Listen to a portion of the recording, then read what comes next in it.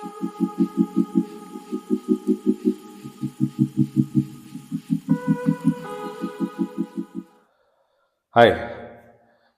ഇന്നത്തെ ഈ വ്ളോഗിൽ ട്രാവലും ഫുഡും സ്ഥലങ്ങളും ഒന്നുമില്ല കേട്ടോ.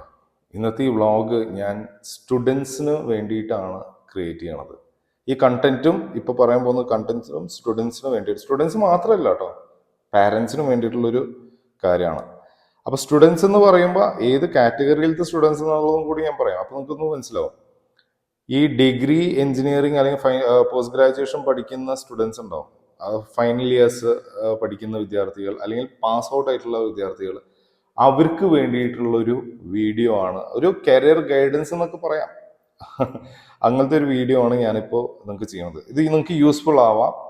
അപ്പം നിങ്ങൾ നിങ്ങളുടെ ഫ്രണ്ട് സർക്കിൾ ആരെങ്കിലും ഇങ്ങനെ ഡിഗ്രി ഫൈനൽ ഇയേഴ്സോ അല്ലെങ്കിൽ പാസ് ഔട്ട് ആയിട്ടുള്ള വല്ല കാൻഡിഡേറ്റ്സ് ഉണ്ടോ, അല്ലെങ്കിൽ നിങ്ങളുടെ ഫാമിലീസിൽ ആരെങ്കിലും ഉണ്ടെങ്കിൽ ഈ വീഡിയോ മസ്റ്റ് ആയിട്ട് ഷെയർ ചെയ്യാം.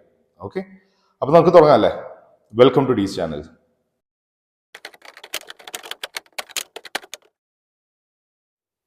ഞാൻ പറഞ്ഞു വരുന്നത്, നമ്മൾ ഇപ്പോൾ ഒരുപാട് കാൻഡിഡേറ്റ്സിന് ഞാൻ എൻ്റെ ഈ വർക്ക് എക്സ്പീരിയൻസിൻ്റെ ഇടയിൽ വെച്ച് കണ്ടിട്ടുണ്ട്. അപ്പോൾ അവർക്കുള്ളൊരു പ്രോബ്ലം, അതായത് ഫ്രഷേഴ്സിനെ നമ്മൾ ഹയർ ചെയ്യുമ്പോൾ അവർക്ക് ഉണ്ടാകുന്ന ഒരു പ്രോബ്ലം എന്ന് പറഞ്ഞു കഴിഞ്ഞാൽ രണ്ട് കാര്യങ്ങളാണ്. ഒന്ന്, അവർക്ക് ഇൻഡസ്ട്രിയിൽ എന്താണ് നടക്കുന്നത് അതിനെ പറ്റിയിട്ടുള്ള ഒരു കറക്റ്റായിട്ടുള്ളൊരു ധാരണയില്ല. കാരണം സിമ്പിളായിട്ട് പറയുകയാണെങ്കിൽ ഏകദേശം 20-23 കൊല്ലത്തോളം അവർ പഠിക്കുകയാണ്, ഒരു അക്കാഡമിക്സിൽ പഠിക്കുകയാണ്.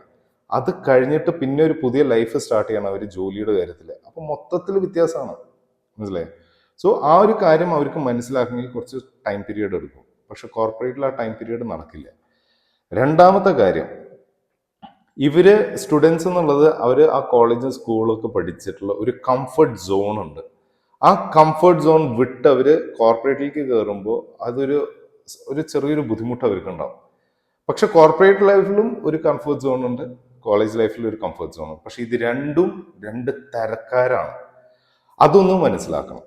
ഇതെങ്ങനെയാണ് ഇനി നമ്മൾ കാര്യങ്ങൾ ഹാൻഡിൽ ചെയ്യുക എന്നുള്ളതിനെ പറ്റിയിട്ട് കുറച്ച് ഇമ്പോർട്ടൻ്റ് ആയിട്ടുള്ള സർട്ടിഫിക്കേഷൻ കാര്യങ്ങളാണ് ഞാനിപ്പോൾ നിങ്ങൾക്ക് പറഞ്ഞുതരാൻ പോകുന്നത്. ഇപ്പം നിങ്ങളുടെ കൂട്ടത്തിൽ തന്നെ കുറേ പേരുണ്ടാവും നിങ്ങൾ ചെയ്യുന്ന കോഴ്സ്, അതായത് ഇപ്പോൾ ഡിഗ്രി ആണെങ്കിലും പോസ്റ്റ് ഗ്രാജുവേഷൻ ആണെങ്കിലും എഞ്ചിനീയർ ആണെങ്കിലും 3 കാറ്റഗറിയിൽ പെടുന്നവരുണ്ടാവും. ഒന്ന്, സ്വയം ഇഷ്ടപ്രകാരം ഈ കോഴ്സ് സെലക്ട് ചെയ്ത ആൾക്കാർ. 2, കൂട്ടുകാർ ആ ഒരു കോഴ്സ് എടുത്തു, അതായത് കൂട്ടുകാരുടെ ആ ഒരു സർക്കിൾ വിടാൻ പറ്റാതെ ആ കൂട്ടുകാരുടെ സർക്കിളിൻ്റെ ഉള്ളിൽ ഒതുങ്ങിക്കൂടി പോകുന്ന വിദ്യാർത്ഥികൾ. 3, മാതാപിതാക്കളുടെയോ ബന്ധുക്കളുടെയോ അല്ലെങ്കിൽ വീട്ടുകാരുടെയോ നാട്ടുകാരുടെയോ ഈ അഭിപ്രായം കേട്ട് കോഴ്സ് എടുക്കുന്ന ആൾക്കാർ. ഈ 3 കാര്യത്തിലും ഞാനൊരു പ്രശ്നങ്ങൾ ഞാൻ പറഞ്ഞേക്കാം എന്താണെന്നുള്ളത്. ഇപ്പൊ ആദ്യത്തെ ഒരു കോഴ്സ്, ഫസ്റ്റ് സെഗ്മെന്റ് ഞാൻ പറഞ്ഞത് എന്തായിരുന്നു, നമ്മൾ നമ്മുടെ ഇഷ്ടപ്രകാരം എടുക്കുന്ന കോഴ്സ് ആണെന്നുള്ളത് നല്ല തീരുമാനമാണ്. കാരണം നമുക്ക് എന്താണോ ഇഷ്ടം ആ മേഖലയിലാണ് നമുക്ക് പഠിക്കാനും അല്ലെങ്കിൽ കാര്യങ്ങൾ ചെയ്യാനും നമുക്ക് ഭയങ്കര ഒരു ഇൻട്രസ്റ്റ് ഉണ്ടാവുക. ഇപ്പൊ ഉദാഹരണം, ഞാൻ ആ ഒരു കാറ്റഗറിയിൽ പെട്ടതായിരുന്നു. ഞാൻ ആ കാറ്റഗറിയിൽ, എൻ്റെ അച്ഛനമ്മയും എന്നെ ഫോഴ്സ്ഫുള്ളി അവരുടെ, എൻ്റെ അച്ഛന് എന്നെ ഒരു ഡോക്ടറാക്കണമെന്നോ അമ്മയ്ക്ക് എന്നെ സിവിൽ സർവീസിന്റെ ഇതിലേക്ക് കയറണമെന്നായിരുന്നു. കണ്ടില്ലേ. പക്ഷെ ഞാൻ എൻ്റെ ഇഷ്ടപ്രകാരം ഞാൻ ബിസിനസ് മാനേജ്മെന്റ് പഠിച്ചു, ബിസിനസ് അഡ്മിനിസ്ട്രേഷൻ പഠിച്ചു. പക്ഷെ അതിൽ എനിക്ക് നല്ലൊരു ലൈഫ് അങ്ങോട്ട് എൻ്റെ പ്രൊഫഷണൽ കരിയറിൽ എനിക്ക് ബിൽഡ് ചെയ്യാൻ പറ്റി. ഞാൻ പറഞ്ഞു വരുന്നത്, ഫസ്റ്റ് കാറ്റഗറിയിൽ പെടുന്നത്, നിങ്ങൾ നിങ്ങളുടെ ഇഷ്ടപ്രകാരമാണ് കോഴ്സ് സെലക്ട് ചെയ്യണമെന്നുണ്ടെങ്കിൽ ശ്രദ്ധിക്കേണ്ട ഒരു കാര്യം, ഒന്ന്, ആ കോഴ്സ് എടുക്കാൻ പോകുന്ന കോഴ്സിന് നിങ്ങൾക്ക് ലൈഫ് ഉണ്ടോ, ഫസ്റ്റ് തിങ്. സെക്കൻഡ് തിങ്, നിങ്ങൾക്ക് ഫിനാൻഷ്യലി ഇൻകം അല്ലെങ്കിൽ ഫിനാൻഷ്യൽ സ്റ്റെബിലിറ്റി ഗോയിങ് ഫോർവേഡ് നിങ്ങൾക്ക് ഉണ്ടാവുമോ എന്നുള്ളത്. പിന്നെ കരിയർ ഗ്രോത്ത്, ഇത് നിങ്ങൾക്ക് ഉണ്ടോ എന്നുള്ളത് നിങ്ങൾ ചെക്ക് ചെയ്യണം. ഈ 3 കാര്യങ്ങളാണ് നിങ്ങൾ ചെക്ക് ചെയ്യാനുള്ളത്. ഒന്ന്, നിങ്ങൾക്ക് അതിൽ ഒരുപാട് ബെനിഫിറ്റ്സ് ഉണ്ടോ എന്നുള്ളത്. രണ്ടാമത്തെ, ഫിനാൻഷ്യൽ ഗ്രോത്ത് ഉണ്ടോ എന്നുള്ളത്. 3, കരിയർ ഗ്രോത്ത് ഉണ്ടോ എന്നുള്ളത്.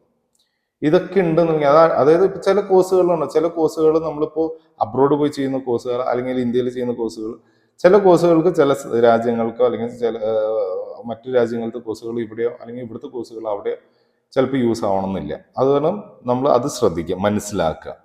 രണ്ടാമത്തെ കാറ്റഗറിയിൽ പെടുന്ന ആൾക്കാർ ഏതാ, ഫ്രണ്ട് സർക്കിളിൽ ഉള്ളവർ. ഈ ഫ്രണ്ട് സർക്കിളിൽ എൻ്റെ ഫ്രണ്ട്സ് അവിടെയാണ് പഠിക്കുന്നത്, അത് തന്നെ എനിക്ക് ഈ കോഴ്സ് അവിടെ തന്നെ പഠിക്കണം, എനിക്ക് വേറെ കോഴ്സ് വേണ്ട എന്ന് പറഞ്ഞു പോകുന്നവർ എന്താ ചെയ്യാന്ന് വെച്ച് കഴിഞ്ഞാൽ, ആ ഒരു ഫ്രണ്ട് സർക്കിളിന്റെ ഉള്ളിൽ നിങ്ങൾ ഉണ്ടെങ്കിൽ okay fine, no problem. But make sure നിങ്ങളും നിങ്ങളുടെ ഫ്രണ്ട്സും കൂടിയും ചേർന്നിട്ട് ആ ഒരു പഠനം എത്രത്തോളം ഡെവലപ്പ് ചെയ്തെടുക്കാം എന്നുള്ളത് നോക്കുക. നിങ്ങൾ പഠിക്കുന്ന കോഴ്സിന് എന്തൊക്കെയാണ് അഡ്വാൻറ്റേജസ്, എങ്ങനെയൊക്കെയാണ് നിങ്ങളത് ഇംപ്രൂവൈസ് ചെയ്തെടുക്കാൻ പറ്റുക, അല്ലെങ്കിൽ അതിൻ്റെ കരിയർ ഗ്രോത്ത് എന്തൊക്കെയായിരിക്കും എന്നുള്ളത് നോക്കി മനസ്സിലാക്കിയിട്ട് വേണം ആ ഒരു സെഗ്മെന്റിലേക്ക് പോകാൻ. മൂന്നാമത്തെ കാറ്റഗറിയിൽ പെടുന്നവരാണ് കുറച്ചൊരു പ്രശ്നം ഉണ്ടാവുക. മാതാപിതാക്കളുടെ ഫോഴ്സ് പ്രകാരം അല്ലെങ്കിൽ നാട്ടുകാരുടെ വീട്ടുകാരുടെ ഫോഴ്സ് പ്രകാരം പോയി കോഴ്സ് ജോയിൻ ചെയ്യുന്നതാണ് കാര്യം. ശരി, അതിൽ ഞാൻ തെറ്റ് പറയുന്നില്ല. മാതാപിതാക്കള് അവരുടെ മക്കളുടെ വളർച്ചയ്ക്ക് വേണ്ടിയിട്ട് ചെയ്യുന്ന ഒരു കാര്യമാണ്, അവരുടെ ഫ്യൂച്ചറിന് വേണ്ടിയിട്ട് ചെയ്യുന്ന ഒരു കാര്യമാണ്. പക്ഷേ നിങ്ങൾ അങ്ങനെ ചെയ്യുമ്പോൾ നിങ്ങൾ രണ്ട് കാര്യം ശ്രദ്ധിക്കുക. ഒന്ന്, നിങ്ങളുടെ മക്കൾ അത് പഠിച്ചെടുക്കാൻ അത്രയും ഇൻട്രസ്റ്റ് ഉണ്ടാവും, കേപ്പബിൾ ആണോ? കാരണം നമ്മളൊരു ഇൻട്രസ്റ്റ് ഉള്ള ഒരു കാര്യം നമ്മൾ ചെയ്യുമ്പോഴല്ലേ നമുക്ക് അതിനോടൊരു എത്രത്തോളം പഠിക്കാൻ പറ്റും എന്നുള്ളത് നമുക്കറിയാം. രണ്ടാമത്തെ കാര്യം, ഇനി നിങ്ങൾക്ക് നിങ്ങളുടെ ഇഷ്ടപ്രകാരം നിങ്ങൾ അത് ചെയ്യണമെന്നുണ്ടെങ്കിൽ അത് നല്ലപോലെ അനലൈസ് ചെയ്യുക. കാരണം നമ്മൾ ഇപ്പോൾ മാതാപിതാക്കൾ പഠിച്ചിരിക്കുന്ന സമയത്ത് ഉണ്ടായിരുന്ന ഒരു പഠന രീതികളല്ല ഇപ്പോഴത്തെ രീതികളായിരിക്കില്ല നമ്മുടെ മക്കൾ വരുന്ന സമയത്ത്. അവരുടെ രീതി ആയിരിക്കില്ല പിന്നെ അങ്ങോട്ട് പോകുമ്പോൾ. ആ ഒരു വലിയൊരു ഗ്യാപ്പ് ഉണ്ട്. So always research before you take in to a decision. ഇപ്പൊ ഇതിൽ മെയിൻ ആയിട്ട് എനിക്ക് പറയാനുള്ള ഒരു കാര്യം, നമ്മൾ സ്റ്റുഡൻസ് ഇപ്പൊ ഇതൊക്കെ എങ്ങനെയാണ് ഞാൻ പറഞ്ഞതെന്നുള്ളതായിരിക്കും നിങ്ങളുടെ ഒരു ചോദ്യം. ഇപ്പൊ എൻ്റെ ഒരു എക്സ്പീരിയൻസ് കാരണമാണ് പറഞ്ഞത്. ഞാൻ 14 years എഡ്യൂക്കേഷൻ ഇൻഡസ്ട്രിയിൽ വർക്ക് ചെയ്തിട്ടുള്ള ഒരാളാണ്. എഡ്യൂക്കേഷൻ ഇൻഡസ്ട്രി എന്ന് പറയുമ്പോൾ നമുക്ക് ഇവിടെ പ്ലേസ്മെന്റ് ഓഫീസറോ അല്ലെങ്കിൽ HODയോ പ്രിൻസിപ്പളോ ഫാക്കൽറ്റി ഇതൊന്നും അല്ല കേട്ടോ. ഞാൻ വർക്ക് ചെയ്ത ഒരു കോർപ്പറേറ്റ് സെഗ്മെന്റിലാണ് ഞാൻ വർക്ക് ചെയ്തിട്ടുള്ളത്. അപ്പോൾ ഓരോ കോർപ്പറേറ്റ് കമ്പനീസിൽ ഓരോ ഡിപ്പാർട്ട്മെന്റ്സ് ഉണ്ടാവും. ഇപ്പൊ നമ്മൾ വിചാരിക്കും IT കമ്പനി അല്ലെങ്കിൽ ബാങ്കിങ് കമ്പനി അല്ലെങ്കിൽ വേറെ ഏതെങ്കിലും മാർക്കറ്റിംഗ് കമ്പനി, ഇങ്ങനെ കമ്പനീസ് നമ്മൾ ഒരു പേര് ആണ് നമുക്കുള്ളത്. പക്ഷെ അതിൻ്റെ അകത്ത് എല്ലാ ഡൊമൈൻസ് ഉണ്ടാവും. ഇപ്പൊ മാർക്കറ്റിംഗ് ഉണ്ടാവും. മാർക്കറ്റിംഗ് ഇല്ലാണ്ട് ഒരു കമ്പനിയില്ല, സെയിൽസ് ഇല്ലാണ്ട് ഒരു കമ്പനിയില്ല, HR ഇല്ലാണ്ടില്ല, IT ഇല്ലാണ്ടില്ല, പിന്നെ അഡ്മിനിസ്ട്രേഷൻ ഇല്ലാണ്ടില്ല. അപ്പോൾ പല ഡിപ്പാർട്ട്മെന്റ്സ് ഉണ്ടാവും. അപ്പോൾ ഞാൻ വർക്ക് ചെയ്യുന്ന ഒരു കോർപ്പറേറ്റ് കമ്പനിയിൽ അക്കാഡമിക്സ്, ലേണിംഗ് ആൻഡ് ഡെവലപ്മെന്റ് എന്ന് പറഞ്ഞ അക്കാഡമിക് അലയൻസസ് എന്ന് പറഞ്ഞിട്ടുള്ളൊരു ഡിപ്പാർട്ട്മെന്റിലായിരുന്നു ഞാൻ ഇത്രയും കാലം വർക്ക് ചെയ്തുകൊണ്ടിരുന്നത്. ഇപ്പോൾ വർക്ക് ചെയ്യുന്നതും അക്കാഡമിക് അലയൻസസ് എന്ന് പറഞ്ഞിട്ടുള്ളൊരു ഡിപ്പാർട്ട്മെന്റിലാണ് ഞാൻ വർക്ക് ചെയ്യുന്നത്. അപ്പൊ എൻ്റെ മെയിൻ പ്രൊഫൈൽ എന്ന് പറഞ്ഞു കഴിഞ്ഞാൽ നമ്മൾ കോളേജ് സ്റ്റുഡൻസിനെ ട്രെയിൻ ചെയ്യിപ്പിച്ച് അവരെ സർട്ടിഫൈ ചെയ്യിപ്പിച്ച് പ്ലേസ്മെന്റ്സിന്റെ കാര്യത്തിൽ അസിസ്റ്റ് ചെയ്യുക എന്നുള്ളതാണ് ഞാൻ ഇത്രയും കാലം ചെയ്തുകൊണ്ടിരുന്ന ഒരു പ്രൊഫൈൽ. എന്തുകൊണ്ടാണ് ഈ കോർപ്പറേറ്റ് കമ്പനീസ് ഇങ്ങനത്തെ ട്രെയിനിങ്സും കാര്യങ്ങളും പ്രൊവൈഡ് ചെയ്യണത് എന്നുള്ളത് നിങ്ങൾക്കറിയാം. ഞാൻ പറഞ്ഞത് സിമ്പിളായിട്ട് നിങ്ങൾ മനസ്സിലാക്കിയോളൂ. നിങ്ങൾ പഠിക്കുന്ന ഈ അക്കാഡമിക്സ്, അതായത് ഇപ്പോൾ ഞാൻ പറഞ്ഞ പോലെ ഡിഗ്രി ആയിക്കോട്ടെ, പോസ്റ്റ് ഗ്രാജുവേഷനോ എഞ്ചിനീയറിങ്ങോ എന്തെങ്കിലും ആവട്ടെ, നിങ്ങൾ പഠിക്കുന്ന ആ അക്കാഡമിക്സും കമ്പനിക്ക് വേണ്ട ജോബ് റിക്വയർമെന്റ്സും രണ്ടും തമ്മിൽ ഒരുപാടൊരു ഗ്യാപ്പ് ഉണ്ട്. ഈ ഗ്യാപ്പ് ബ്രിഡ്ജ് ചെയ്യണമെന്നുണ്ടെങ്കിൽ നിങ്ങൾക്ക് എന്തെങ്കിലും ആ ഫീൽഡ് റിലവൻ്റ് ആയിട്ടുള്ള എന്തെങ്കിലും സർട്ടിഫിക്കേഷൻ കോഴ്സ് ചെയ്തേ പറ്റൂ. കാരണം ഞാൻ വേറൊരു ഉദാഹരണം ഞാൻ പറയാം.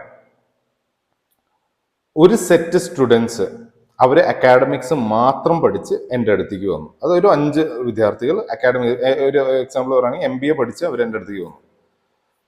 ഒരു സെറ്റ് സ്റ്റുഡൻസ് വന്നിട്ട് MBA കൂടാതെ അവർക്ക് ഏത് ഫീൽഡിലേക്കാണോ, ഇപ്പോൾ ഫിനാൻസിലേക്കാണോ കയറേണ്ടത് അല്ലെങ്കിൽ HRലേക്കാണോ കയറേണ്ടത്, അത് ബേസ്ഡ് ആയിട്ട് അവർ സർട്ടിഫിക്കേഷൻ കോഴ്സസ് ചെയ്ത് കംപ്ലീറ്റ് ചെയ്ത് സർട്ടിഫൈ ആയിട്ട് അവർ എൻ്റെ അടുത്തേക്ക് വന്നു. അപ്പൊ ഞാൻ എൻ്റെ റോളിന് വേണ്ടിയിട്ട് ഹയർ ചെയ്യും. അപ്പൊ ഞാനൊരു HR ആണ്, എനിക്ക് എൻ്റെ ഒരു HR റിലേറ്റഡ് ആയിട്ടുള്ള ഒരു കാൻഡിഡേറ്റ് വേണമെന്നുണ്ടെങ്കിൽ ഞാൻ ഇതിലെ ഏത് കാൻഡിഡേറ്റ്സിനാണ് ഞാൻ പ്രിഫറൻസ് കൊടുക്കുക? Of course B category. കാരണം എന്താ വെച്ച് കഴിഞ്ഞാൽ അവര് അക്കാഡമിക്സ് കൂടാതെ ആ ഒരു അഡീഷണൽ ഒരു HR അല്ലെങ്കിൽ ഫിനാൻസ് അല്ലെങ്കിൽ മാർക്കറ്റിംഗ് ഇത് വേണ്ടിയിട്ടുള്ള ഒരു സർട്ടിഫിക്കേഷൻ കോഴ്സസ് അവർ ചെയ്ത് റെഡി ആയിട്ടുണ്ട്. അപ്പൊ എനിക്ക് എന്താ വെച്ച് കഴിഞ്ഞാൽ എനിക്ക് സെറ്റ് സ്റ്റുഡൻസിന് എടുക്കുകയാണെങ്കിൽ എനിക്ക് അവരെ ട്രെയിൻ ചെയ്യിപ്പിക്കണം, അതിന് വേണ്ടിയിട്ട് സമയം എക്സ്ട്രാ ചെലവാക്കണം, അതിന് മാൻ പവർ എനിക്ക് അതിന് വേണ്ടിയിട്ട് സ്പെൻഡ് ചെയ്യണം. അതിൻ്റെ ഒന്നും ആവശ്യം എനിക്ക് ഇപ്പുറത്ത് വരുന്നില്ല, അല്ലെ? അപ്പൊ ഒരു കമ്പനിയുടെ രീതിയിൽ ചിന്തിക്കുകയാണെങ്കിൽ എനിക്ക് ഏറ്റവും കൂടുതൽ profit is by hiring the B set of candidates. അതായത് അക്കാഡമിക്സും പ്ലസ് സർട്ടിഫിക്കേഷൻ കംപ്ലീറ്റ് ചെയ്തിട്ടുള്ള കാൻഡിഡേറ്റ്സിനെ ഹയർ ചെയ്യുമ്പോഴാണ് എനിക്ക് ഗുണം. അവർക്കാണ് ഏറ്റവും കൂടുതൽ ഡിമാൻഡ് ഉണ്ടാവുക. അപ്പൊ അത് നിങ്ങൾ മനസ്സിലാക്കുക. സർട്ടിഫിക്കേഷൻ എന്ന് ഇപ്പൊ ചില കോളേജസിലൊക്കെ ഓരോരോ കമ്പനീസ് വരുന്നുണ്ടാവും, പ്ലേസ്മെന്റ്സിന് വരുന്നു. പക്ഷെ നിങ്ങളത് വേറൊരു കാര്യം കൂടി ശ്രദ്ധിക്കണം. ഈ സർട്ടിഫിക്കേഷൻ നിങ്ങൾക്ക് ഗുണപ്പെടുന്ന ഒരു കാര്യമാണോ എന്നുള്ളതും കൂടി നിങ്ങൾ ശ്രദ്ധിക്കണം. വെറുതെ ഞാനൊരു സർട്ടിഫിക്കറ്റ് എടുത്ത് വെച്ചിട്ട് കാര്യമില്ല. ഞാൻ എൻ്റെ കമ്പനിക്ക് വേണ്ടി കുറെ കാൻഡിഡേറ്റ്സിന് ഇന്റർവ്യൂ ചെയ്യുമ്പോൾ ഒരുപാട് ഫ്രീ സർട്ടിഫിക്കറ്റ്സ് ഇവർ ചെയ്തു വെച്ചിട്ടുണ്ട്. പക്ഷെ അതുകൊണ്ടൊന്നും ഇവർക്ക് ഗുണമില്ല. നിങ്ങൾക്ക് സർട്ടിഫിക്കേഷൻ എന്ന് പറയുമ്പോൾ സർട്ടിഫിക്കേഷൻ കിട്ടണം. ഇപ്പൊ ഫോർ എക്സാമ്പിൾ ബികോം സ്റ്റുഡൻറ്, ഒരു എക്സാമ്പിൾ ആയിട്ട് ഞാൻ പറയുമ്പോൾ ബികോം സ്റ്റുഡൻസിന് അവർക്ക് ഏറ്റവും കോർ ആയിട്ടുള്ളത് അക്കൗണ്ടിങ് ആണ്. അപ്പോൾ അവർക്ക് ഒരു ടാലി ERP ഇങ്ങനെ ഇതായിട്ട് വെക്കുക. Tally ERP is one of the resource for BCom. ആ ടാലി ERPയിൽ ഇവർ സർട്ടിഫിക്കേഷൻ ചെയ്തിട്ട് ചെയ്യുകയാണെങ്കിൽ നല്ലതാണ്. പക്ഷേ 3 ദിവസത്തെ സർട്ടിഫിക്കേഷൻ ടാലി ERP അങ്ങനെ പറഞ്ഞു വരും. എന്താണ്? അപ്പൊ അതിൽ തിയറിറ്റിക്കൽ മാത്രമേ ഉള്ളൂ. നിങ്ങൾ സർട്ടിഫിക്കേഷൻ കോഴ്സസിന് അപ്ലൈ ചെയ്യുമ്പോൾ നിങ്ങൾ ശ്രദ്ധിക്കേണ്ട ഒരു കാര്യം, അതിൽ തിയറിറ്റിക്കൽ ട്രെയിനിങ് ആണോ, ഇൻസ്ട്രക്ടർ ലൈവ് ട്രെയിനിങ് ആണോ, പിന്നെ പ്രാക്ടിക്കൽ എക്സ്പീരിയൻസസ് ഉണ്ടോ എന്നുള്ള. പ്രാക്ടിക്കൽ എക്സ്പീരിയൻസ് എന്ന് അതായത് പ്രാക്ടിക്കൽ ലേണിംഗ് എന്ന് പറഞ്ഞു കഴിഞ്ഞാൽ ഇപ്പൊ ടാലി ERP നിങ്ങൾക്ക് അത് സോഫ്റ്റ്വെയർ വെച്ച് പഠിക്കാനുള്ള ഒരു എക്സ്പീരിയൻസസ് അതൊക്കെ ഉണ്ടാവോ എന്നുള്ളത് നിങ്ങൾ ചോദിച്ച് മനസ്സിലാക്കുക. അങ്ങനത്തെ കോഴ്സ് എടുത്തിട്ടേ കാര്യമുള്ളൂ. അല്ലാതെ വെറുതെ സർട്ടിഫിക്കേഷൻ കോഴ്സ് എടുക്കണം എന്ന് പറഞ്ഞു, അപ്പൊ ഞാൻ സർട്ടിഫിക്കേഷൻ കോഴ്സ് എടുത്തു. 5 മണിക്കൂറിന്റെ സർട്ടിഫിക്കേഷൻ കോഴ്സ് ഫ്രീ കോഴ്സാണ് ഞാൻ എടുത്തു കഴിഞ്ഞു. ഞാൻ കണ്ടിട്ടുള്ളതാണ്. ഞാൻ പേഴ്സണലി ഞാൻ ഒരുപാട് കാൻഡിഡേറ്റ്സിന് എടുക്കുമ്പോൾ അവരുടെ റെസ്യൂം എടുക്കുമ്പോൾ അവർ മെൻഷൻ ചെയ്ത് 8-9 സർട്ടിഫിക്കറ്റ്സ് അവർ മെൻഷൻ ചെയ്ത് വെച്ചിട്ടുണ്ട്. ആദ്യത്തെ ഒരു സർട്ടിഫിക്കറ്റ്, രണ്ടാമത്തെ ഒരു സർട്ടിഫിക്കറ്റ്, മൂന്നാമത്തെ ഒരു സർട്ടിഫിക്കറ്റ്. ഞാൻ ചോദിച്ചു ഇതൊക്കെ എന്താണ് താങ്കൾ പഠിച്ചിട്ടുള്ളത്? അപ്പോൾ ഫീൽഡായിട്ട് റിലവൻറ്റ് ഇല്ലാത്തതാണ് അവർ പഠിച്ചിട്ടുള്ളത്. ഒരു MBA കാൻഡിഡേറ്റ് അവര് HRMSന്റെ ട്രെയിനിങ് ചെയ്തു, പിന്നെ ടാലി ERP, അഡ്വാൻസ്ഡ് എക്സൽ, അതുകൂടാതെ AI ഇവര് സർട്ടിഫിക്കേഷൻ ചെയ്തിട്ടുണ്ട്. മനസ്സിലായി? അപ്പൊ AI ഞാൻ ചോദിച്ചു ഇവരോട്, AIയിലത്തെ എന്താണ് നിങ്ങൾ സർട്ടിഫിക്കേഷൻ ചെയ്തിട്ടുള്ളത്? Is a theoretical or practical? പിന്നെയാണ് പറയുന്നത് I have learned all the theoretical parts of this, that is a beginner level. അങ്ങനെ കാണുന്ന ഒരുപാട് certification courses not gonna benefit you. കാരണം ഒരു ബിഗിനർ ലെവലായിട്ടല്ല എനിക്ക് നിങ്ങൾ ഹയർ ചെയ്യേണ്ടത്. If you are perfect in this particular relevant field, ഇപ്പൊ AI ആണെങ്കിലും അല്ലെങ്കിൽ HRMS ആണെങ്കിലും അല്ലെങ്കിൽ ടാലി ERP ആണെങ്കിലും, നിങ്ങൾ ഈ ഫീൽഡിൽ പെർഫെക്റ്റ് ആണോ, you can go back home with an offer letter. അതാണ് ഞാൻ പ്രിഫർ ചെയ്യുക. അപ്പോൾ അത്രയും ഇമ്പോർട്ടൻസ് ആണ് നിങ്ങൾക്ക് ഒരു സർട്ടിഫിക്കേഷൻ എന്ന് പറഞ്ഞത്. പിന്നെ വേറൊരു കാര്യം കൂടി ഞാൻ പറഞ്ഞുതരാം. ഇപ്പൊ നിങ്ങൾ എടുക്കാൻ പോകുന്ന സർട്ടിഫിക്കേഷൻ തന്നെ ആവണമെന്നില്ല ഒരു 10 കൊല്ലം കഴിഞ്ഞ് തന്നെ. ആ 10 കൊല്ലം കഴിഞ്ഞ് പുതിയ ട്രെൻഡ് വരും, പുതിയ ടെക്നോളജീസ് വരും, പുതിയ ഒരു കാര്യങ്ങളൊക്കെ വന്നുകൊണ്ട് അപ്ഗ്രേഡേഷൻ ഒക്കെ വന്നുകൊണ്ടിരിക്കുകയാണ്. So you need to update yourself. മനസ്സിലായി? ഇപ്പൊ നിങ്ങൾ ചെയ്യുന്ന ഈ കോഴ്സ് തന്നെ നിങ്ങൾക്ക് മുന്നോട്ട് പോയി കഴിഞ്ഞാൽ അത് ബെനിഫിറ്റ് ആവുമെന്ന് വിചാരിച്ച് നിങ്ങൾ ഇരിക്കരുത്. ഇപ്പൊ ഞങ്ങളൊക്കെ വർക്കിംഗ്, ഇപ്പൊ നിങ്ങൾ വർക്കിംഗ് പ്രൊഫഷണൽസിനോട് ചോദിച്ചു കഴിഞ്ഞാൽ IT സെഗ്മെന്റ്സിലാണ് ഏറ്റവും കൂടുതൽ. You need to keep on updating yourself. ഒരു സർട്ടിഫിക്കേഷൻ എടുത്ത് അവിടെ ഇരുന്നു എന്ന് പറഞ്ഞിട്ട് ഒരു കാര്യമില്ല. So make sure you decide നിങ്ങൾ എന്താവണമെന്നുള്ളത് നിങ്ങൾ ഇപ്പൊ തീരുമാനിക്കുക. അതായത് ഞാൻ എൻ്റെ ഗ്രാജുവേഷൻ കഴിഞ്ഞു, അല്ലെങ്കിൽ ഗ്രാജുവേഷൻ ഇനി ഈ കൊല്ലം കഴിയാൻ പോവുകയാണ്, എനിക്ക് ഏത് ജോലിയിലേക്കാണ് എനിക്ക് ഇൻട്രസ്റ്റ്. നിങ്ങൾ നോക്കൂ, നിങ്ങൾ റിസർച്ച് എടുത്ത് നോക്കുക.